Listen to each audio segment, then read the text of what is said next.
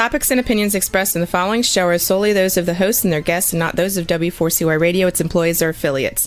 We make no recommendations or endorsements for radio show programs, services, or products mentioned on air or on our web. No liability, explicit or implied, shall be extended to W4CY Radio or its employees or affiliates. Any questions or comments should be directed to those show hosts. Thank you for choosing W4CY Radio.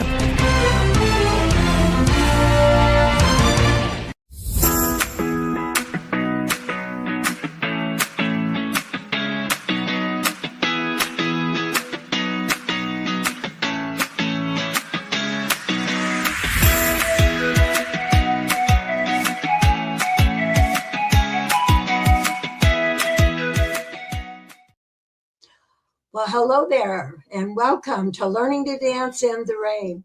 I'm Shelby Wagner, your host, and today's episode is a heartfelt tribute to the incredible women whom we call mom. Whether you're a mother, a grandmother, adoptive mother, stepmom, or beloved mother figure, or maybe your mother's not with us anymore, we celebrate you and all mothers. Mother's Day is more than just flowers and cards. It's about honoring love, strength, and sacrifices that our mothers pour into the families every day. And in this special episode, we want to hear stories that you have. If you want to call in, the number is 561-623-9429. And you could type it in and we'll see it and read it however you want to do it. But we would like to hear the best advice that your mother ever gave to you, or a cherished memory that you might have. So grab a cup of coffee or a cup of tea, and let's take time to reflect and remember and celebrate the women who helped shape who we are. And I'm going to welcome Pastor Carl Litchfield from Menden and Burr Oak churches. Hi there, Carl. How are you today? I'm up and happy today, Shelby. So Well, I should be very interesting, because you can't tell what's going to happen, what I might say. Right. Well, just fair warning. And Mother's Day is coming up next Sunday, and so I thought it would be good to reflect on what the history of Mother's Day. So I'd like to read this before we dive deeper into today's stories. Let's take a moment to explore where Mother's Day comes from. Mother's Day in the United States was largely shaped by Anna Jarvis in the early 1900s. After her beloved mother, Anne Reeves Jarvis, passed away in 1905, Anna wanted to create a special day to honor the sacrifices and dedication of mothers everywhere. In 1908, she organized the first official Mother's Day celebration in a small church in Grafton, West Virginia. Her heartfelt effort spread quickly, and by 1914, President Woodrow Wilson signed a proclamation making the second Sunday in May a national holiday, a day that we set aside to honor our mothers. But here's the twist. Anna Jarvis eventually became disillusioned with how commercialized the holiday became. She had envisioned a simple, heartfelt tribute, but soon florists, card companies, and retailers turned it into a money-making event. Anna spent her later years actually campaigning against what Mother's Day had become.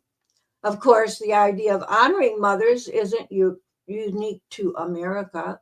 The ancient Greeks and Romans held festivals for mother goddesses like Rhea or Sybil, and in the United Kingdom, Mothering Sunday has been celebrated since the 1600s and tied to visiting one's home or mother church.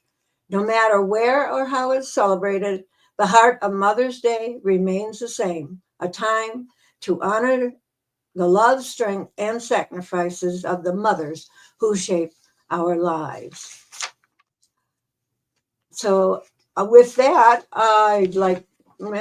can start. Carl, can you remember something that your mother, some advice your mom gave you that you never forgot? or I a can cherished gift. remember, I can remember conversation after I'd left home and I was in the Air Force and returned on one of my leaves while I was in the Air Force. And Mom was asking me about my future plans. I had been overseas. I was my final station. Well, my original training stations were Lackland Air Force Base in Texas, and then Lowry Air Force Base, where I got my technical training. And then I was in Iran for 2 years. My last assignment was Cocoa Beach, Florida, at Patrick Air Force Base. So Mom was asking, "You've been around a little ways. Have you seen a little bit of the world? Are you interested in living anyplace else, or are you going to come back to Michigan?" And I said, "Oh, Michigan's my home. I'm going to come back." And I think that's what Mom was searching for,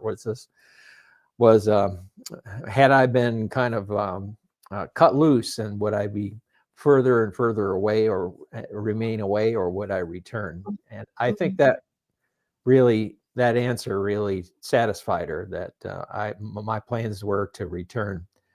So except for my sojourns away in the Air Force and my time away in seminary when I was in Ohio for 4 years, the remainder of my life I've been living here in Michigan. It was fairly close to my parents.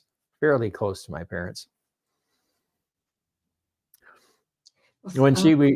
Dad died, she was no longer able to maintain the retirement home, so she sold the house and moved into Clark Home, which is a United Methodist retirement center in Grand Rapids, Michigan. And I was serving close to Grand Rapids then, so at least once a month I got to get up to. I'd have an appointment, somebody in the hospital or something like that, and I'd be sure after the ministry thing was done, then I'd get over to Clark and have lunch or dinner with my mom and spend time with her before I went home. So that was important connection times for me. Well, I wouldn't be where I am today if my mother hadn't been very interested in me and my sister and brother also to become piano players. When I was about 12, my mother said, if I can afford, to start saving money for a piano, will you learn to play it? And I said, oh my, I would love to do that. Now I was 7 years older than my brother and 9 years older than my sister. Wow. And okay. So it wasn't long till one day Mom says, come on, we're going to go buy a piano. And of course that meant lessons and so on. And I think it was about 12 or 13 that I started piano lessons. And a side note on that was we got a piano teacher, and I thought he was probably 100 years old. Oh, no. But, there was an obituary Mom saved for me like 60 years later that my piano teacher had died. And he wasn't probably in his 30s or 40s when I took lessons from him.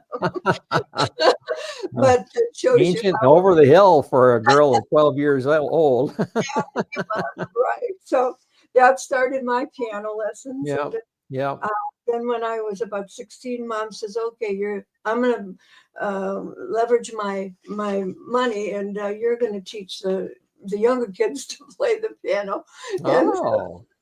So I started my piano teaching career with my brother and sister. Wow. Well, my sister, she became a music teacher as well as I did. She encouraged me later in life to get my music degree. But my brother, he told me about 3 or 4 years ago, he said, that was not what I wanted to do. I didn't want to play the piano. I said, well, no wonder you gave me such a rough time. Well, they're either with you or against you.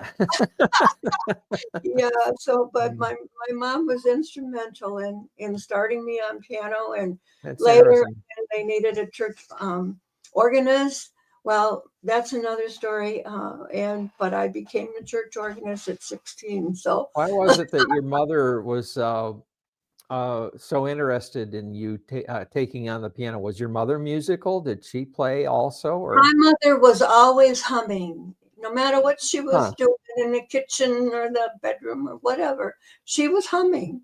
She had music. She had Yeah, music within yeah, her. right. Mhm. And it was, I only remember hymns actually. Her favorite was In the Garden. Oh I yeah. Oh heard that yeah. quite a bit. And Mhm. she was in choir in our church, in Presbyterian Church in Auburn Hills. She was in the choir for 50 years. Wow. Sang, Wow. yeah. Yeah. Mhm. And she was sad when she had to give it up. Yeah. She Oh did. I wow. did not know, but when she bought, after I went away from home, and she bought a different piano, and she took the free lessons with that. But Huh. she said she was left-handed, and so she Uh-oh. she used that as an excuse for not being able to learn to play it. But I've had several adults start piano lessons with me, and Huh. when I look back on them, I think there were about 12 or 15 adults that started, but there was only one that lasted for. I think she lasted for 2 years, and I Wow. Huh. wonder if she's still playing because Really advanced. Really advanced. I don't know about that, but just how advanced My mother was left-handed also, was she? and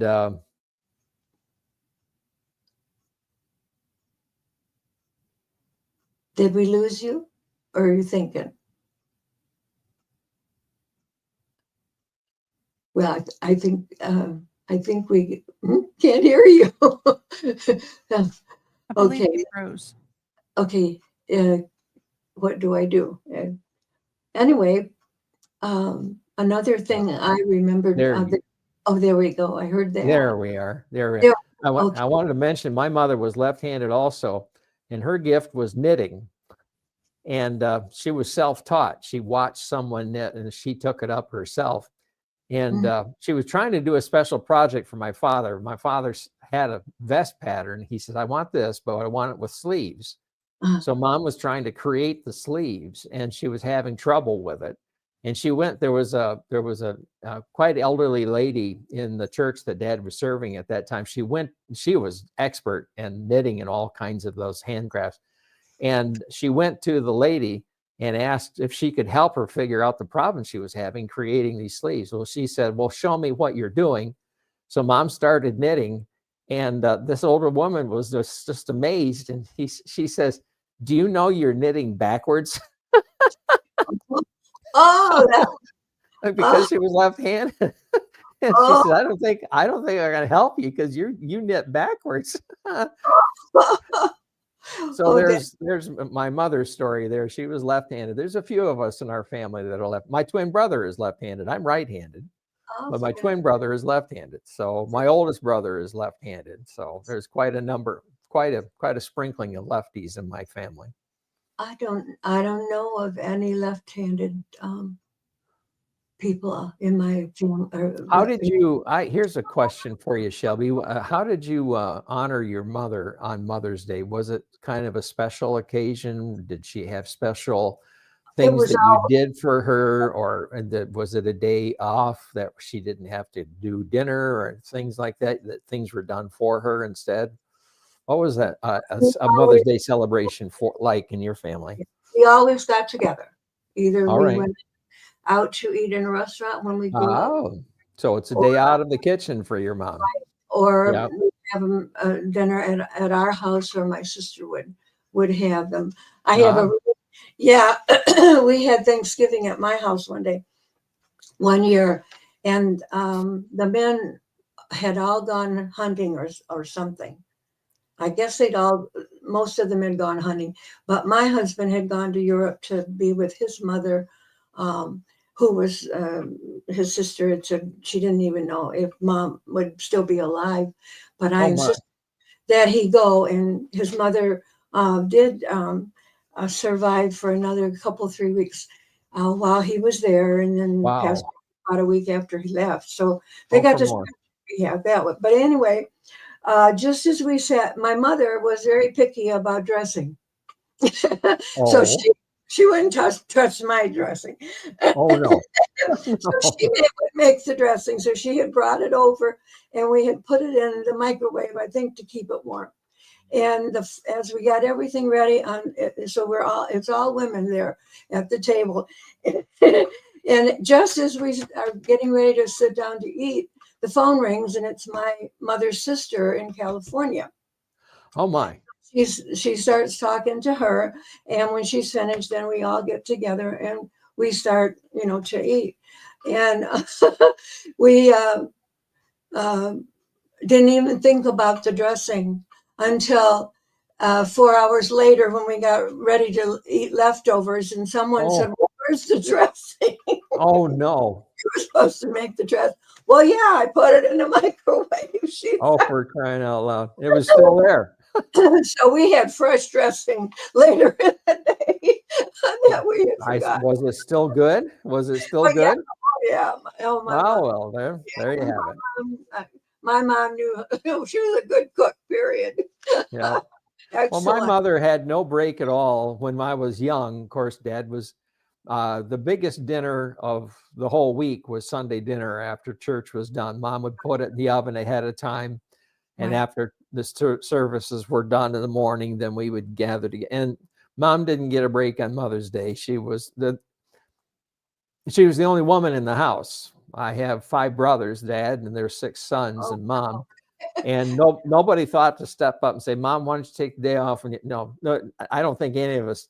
I'm a fish out of water in the kitchen anyway. That probably would be inedible But the kinds of things that we would do, of course, were the homemade cards, from little scribble, the drawn with crayons and that sort of thing. And Mother always oohed and ahed over them.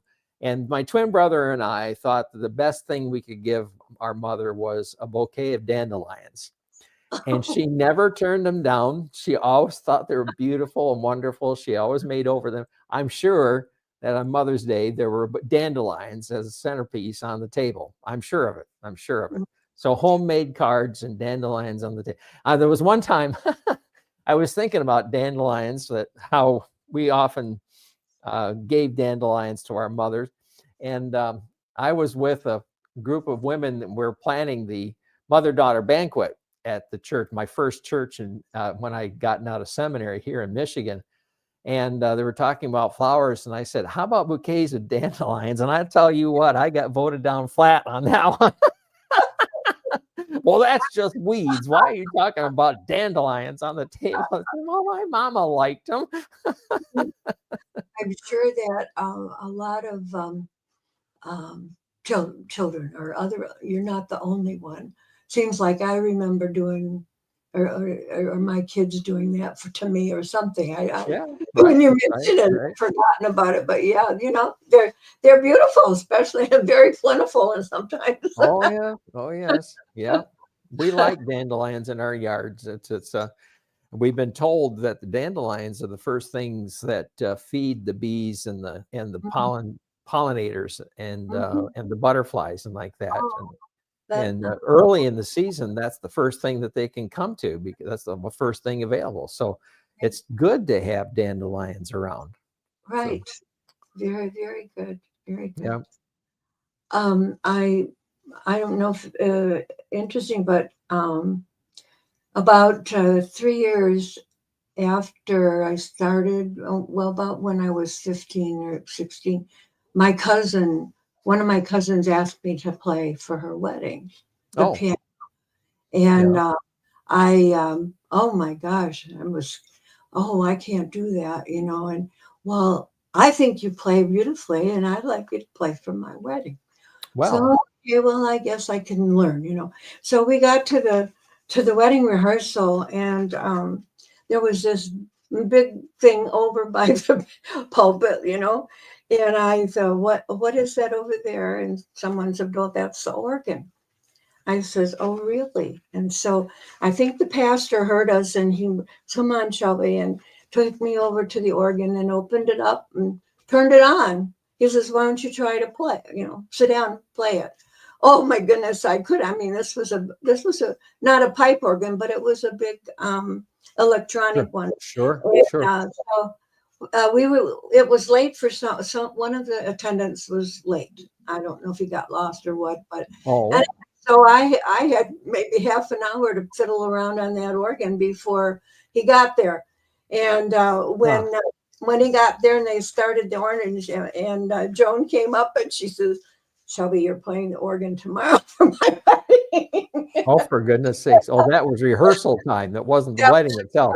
That was The attendant was like, and I said, "What?" And she said, the first time I sat down at the organ, and she says, "I like it, so I want you to play the organ for my wedding." And wow, that's something else.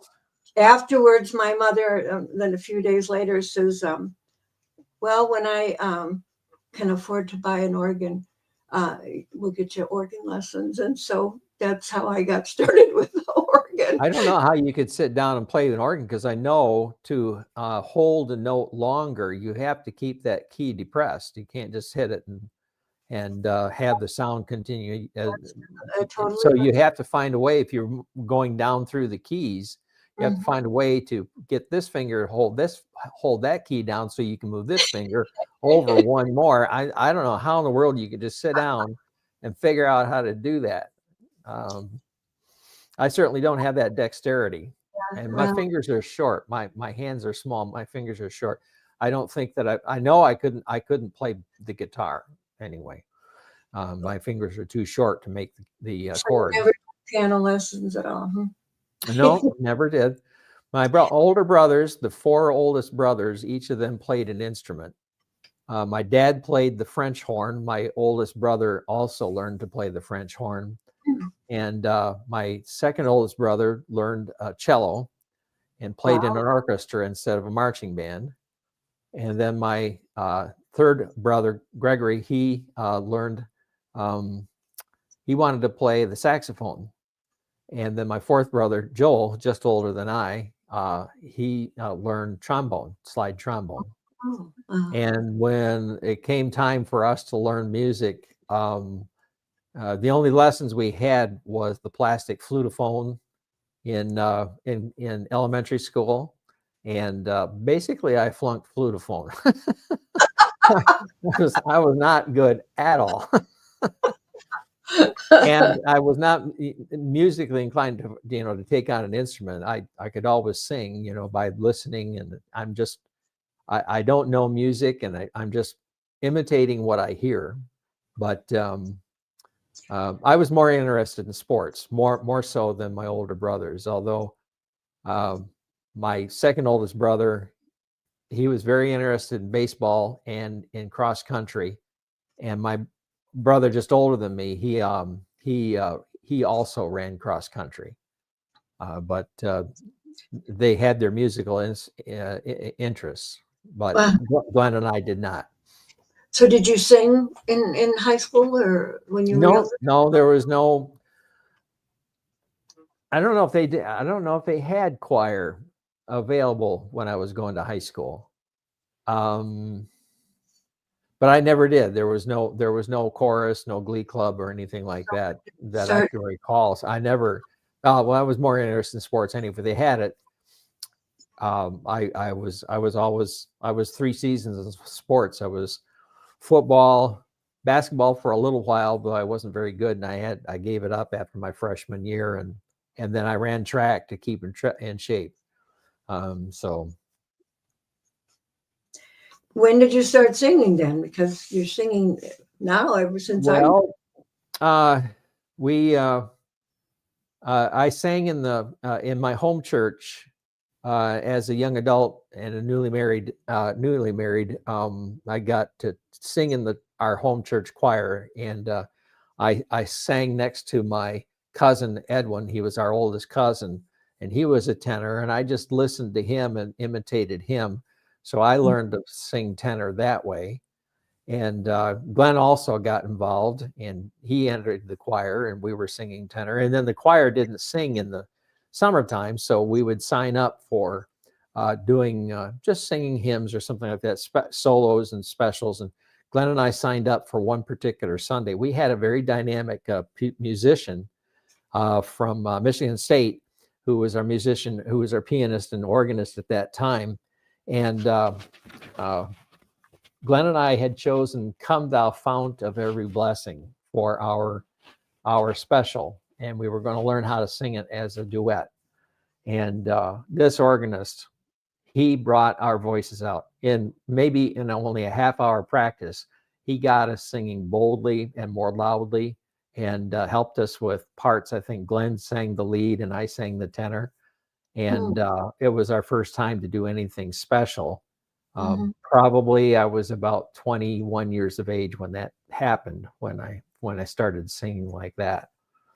And but it's been a wonderful asset to have a singing voice to go into in my ministry in churches. To be able to lead singing is a real benefit to the congregation. Oh yeah, yeah. And as I sit in the front part there on the piano, you're the only one I hear. Yeah, I'm drowning everybody else out. Hear this? That's a nice soprano in the back. I told her the other day she needs to sing a solo in church. Oh no, can't do that. But I said, well, yes, you can. But I doubt if she will. You know who I'm talking about.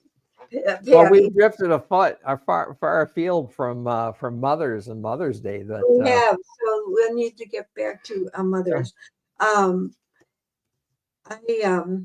This didn't happen on Mother's Day, but on her birthday one day, no, on my birthday. It was on my birthday. I gave my mother a birthday card for birthing me. Oh wow! Now that's thoughtful. Honest to goodness, I think that's admirable. It was just and they said, "Well, how come you're giving Mom your own on your birthday?" And I said, "Because if she hadn't given birth to me, I wouldn't be here." Wow. So I had picked that up somewhere along the way that was a good way to honor your mother, not on Mother's Day. Exactly. I have this fondest memory of my mother-in-law.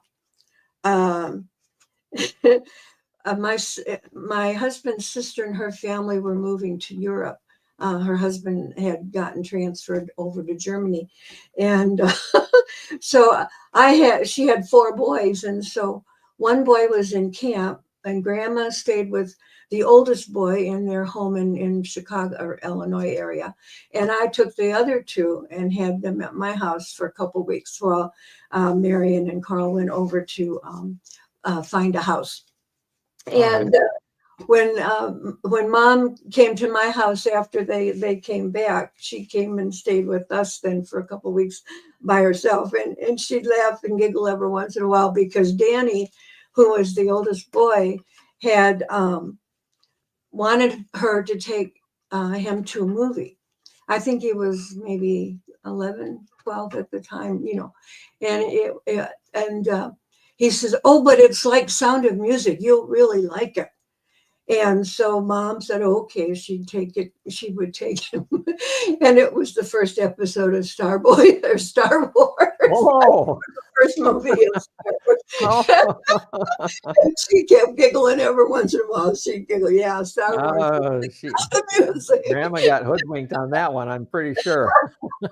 But that reminds me also of something, you get these quotes, or I get these quotes on my phone every once in a while. And one of them was, I think it's Cora or something. And the question was, well, how come Grandma's house always is a mess now? Or how come Grandma's house smells? And I didn't do that before. How come it's a mess? And I read that, and right away I thought, if Grandma's house is a mess, and it bothers you, why aren't you helping her clean it up? Oh, yeah. Or, Grandma's hands hurt, her fingers. She's getting arthritis in her fingers. They hurt. Yeah. Her hips hurt. Her knees. Right. Her feet hurt. Maybe she just doesn't have the energy. And so one of the elderly grandparents, they're still moms too. And it would be nice for you to go and help her, maybe. Help her out. Sure. Help her out. That's another way that you could honor your grandmother or your mother. I mean, even in that age. I have But a I question for my you. grandparent, I do Mhm. cherish my cards from my grandson that Oh, he's made by hand, you know. uh-huh. Well, good. I have That a he, question for you. You were talking about Mother's Day, and that was your mother-in-law. Your father, sorry, your husband had gone to Europe to see his mother before she died. I'm interested in why your husband's mother was in Europe, and how is it that she ended up dying there? Was yeah, well, tell me the background story of your mother-in-law. all right. Let's see, where do I start? Well, my husband's sister um, was living in Europe. I mentioned that her husband had been transferred over to Transferred to Germany. had 4 boys. Yeah, and so when Mom got a certain age, she was convinced. Well, whenever that she had a problem, I'd give her my advice. You know, I was raising kids, so I knew something about doctoring. But Mom, I would give Mom my advice, and then she'd say, "Well, thank you, Shelby, but I'm going to take Marion's advice because Marion's a nurse." She's a trained nurse. Oh, Okay, well. Marion convinced Mom to come to Europe, but Oh, before, and she came back to America to travel with her across the ocean. But before they left, she called my husband, us, and she wanted Bob to promise he would come to Europe and see her. And of oh, course, Bob, couldn't do that. And I said, yes, he will come. wow. And Nice of you so to volunteer him. when Marion called from Europe and said she didn't know how much longer Mom was going to I live, see. I see. and I Mhm. said, well, "Tell her you're going to be there, It's right there." time to go. Well, yeah, do that. I said, "You're going." And so he was only going to go for a few days, but of course the best ticket price was for 2 weeks. So I said, Oh, "You go." And so he went. And of course, Marion said, "I don't know if she'll still be alive when you get here or not." But she was. And she survived the whole 2 weeks, like I said. And wow. they had Wow. a very, very good time, and communicating and talking. She couldn't talk real well, but they understood each other. And Uh-huh. Uh-huh. it was very nice. And then he flew home after 2 weeks, and then she passed away And a then week. she died. Mm. We didn't know if she died while he was there and he was present with her when she died, or No, it turned she. out he was home at the time of her death. Huh. But he was really glad that he had gone, and so that, and Was of she course, brought back to the United States for burial? yeah, they sent, yeah, she's buried in Florida with Grandpa. Mhm. Uh-huh. Okay. Okay. We're just What? curious about that. What kind of a mother-in-law was she? Did you get along with your mother-in-law? Oh, she was wonderful. She, she was the most gracious lady, and she and my parents and Grandpa too. They were quite close. And in fact, my mother, when Bob's parents moved to Florida, and somewhere in there, my mom and dad went down and spent a couple different, times a month or so with them. Huh. And not only that, but one time my grandmother, my mother's mother in Oh, Arkansas, they picked her up and took her with them to Florida. And oh boy, no. did they get along. Yeah, Wow. Wow. I was really lucky. I had a wonderful mother, and I had a wonderful Yeah. mother-in-law. Yeah. And Yeah. Yeah. very, very, very, very lucky in that way. We have a question out here. What if you were Well, not good. close to your mother? Any I'm sorry, advice? I didn't catch that question. Yeah. What if you were not close to your mother? Oh. Mm-hmm. Mm-hmm. What's the reason that you weren't close to mother? Was it, you know, um,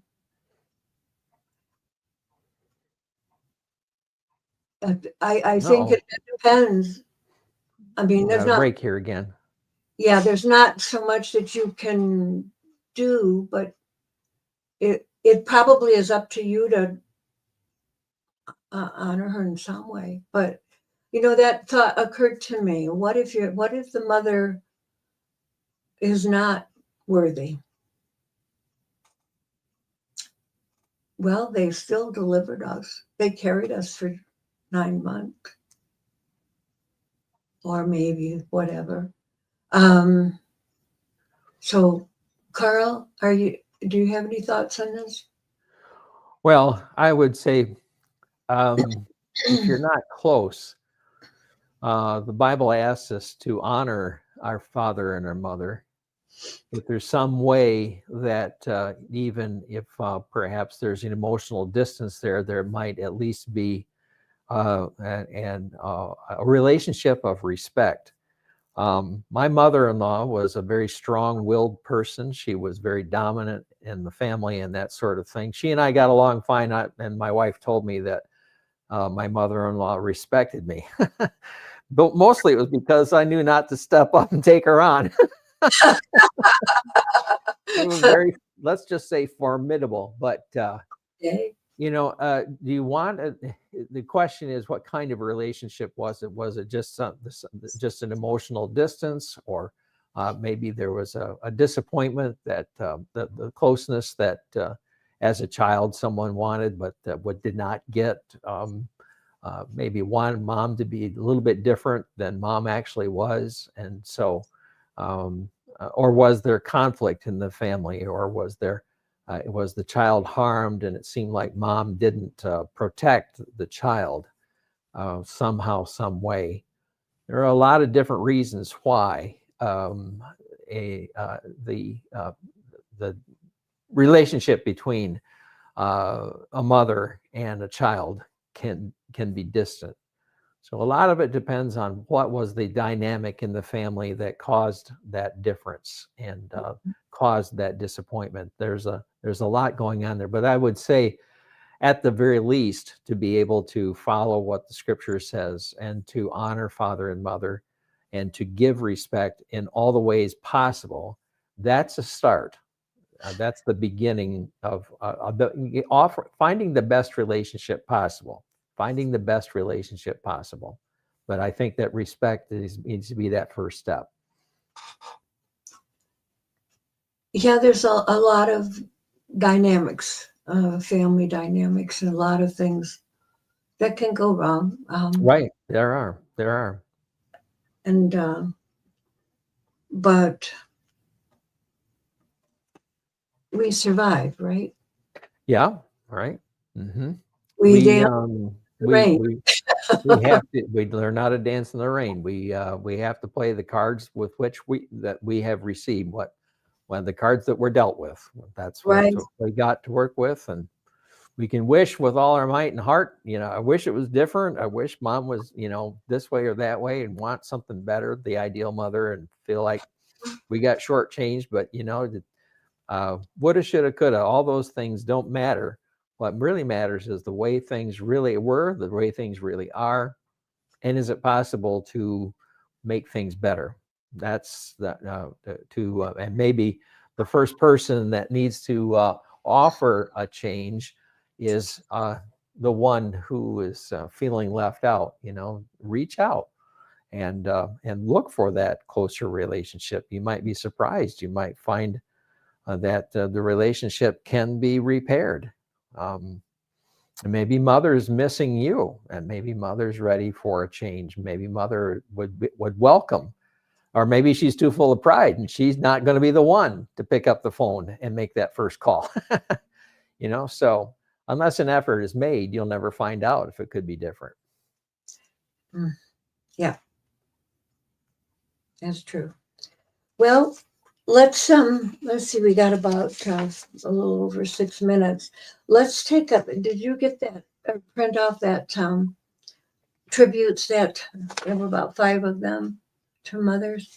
I did not. Well, I didn't print that one. I don't know why I didn't. Okay. Well, I was hoping you'd read them to me.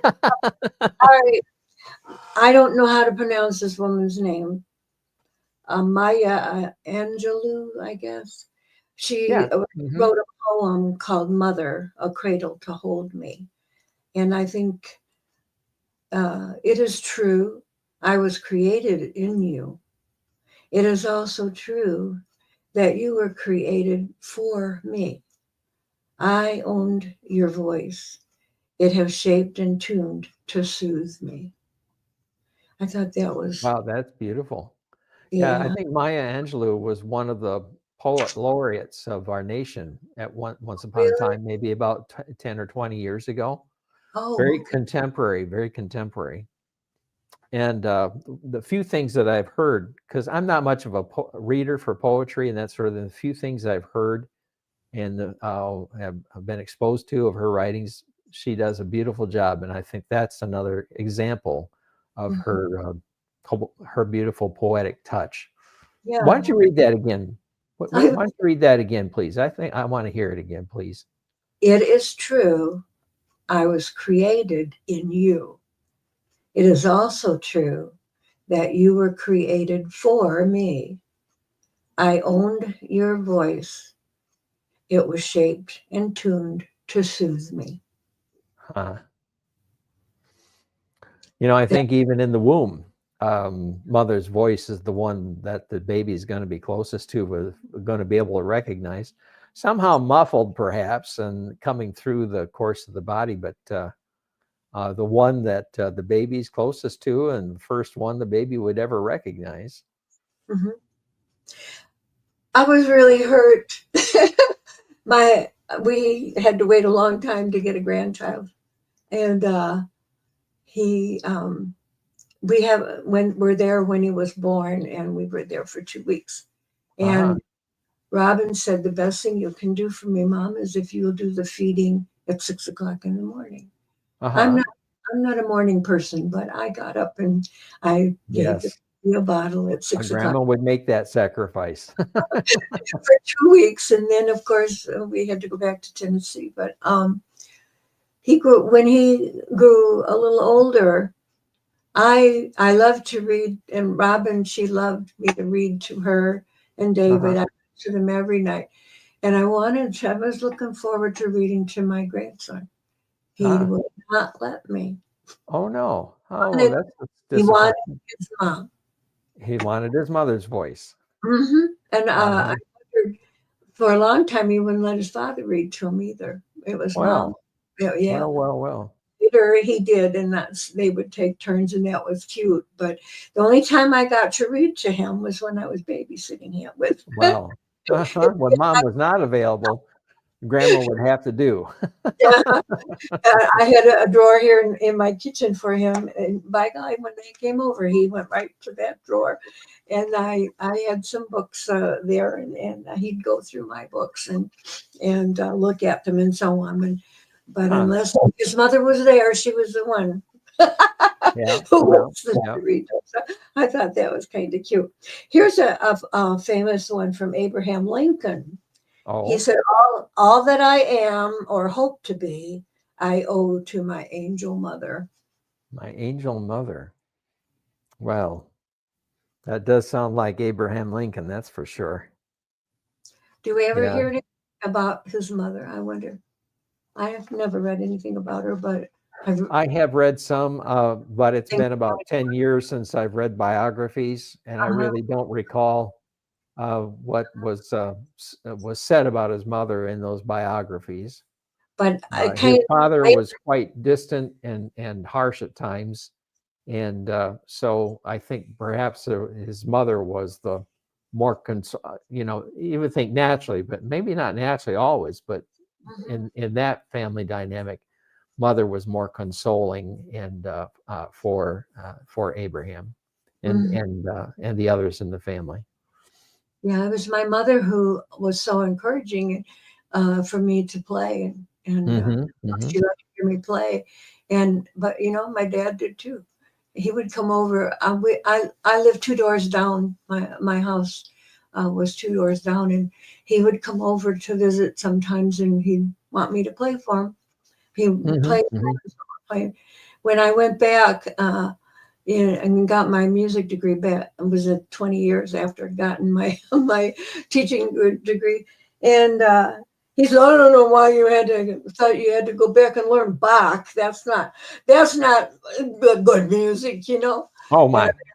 And I said, Dad, you sit down there. I'm going to play for you, and I'm going to play a Bach piece.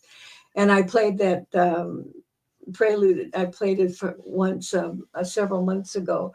I can't remember the name of it even, but I played it, and I got through, and he says, that wasn't Bach. I said, well, look, it's right here. It says it's Bach. Oh my gosh. He said, after that, every time he came over, I want to hear that Bach piece. He finally heard it and found out it was good. And at the funeral, I told the story, and I played it for everybody. How appropriate. Yeah. I bet your dad appreciated it. I do think at funeral times when someone's passed away that they're present at the funerals. Well, I wonder what they're going to say.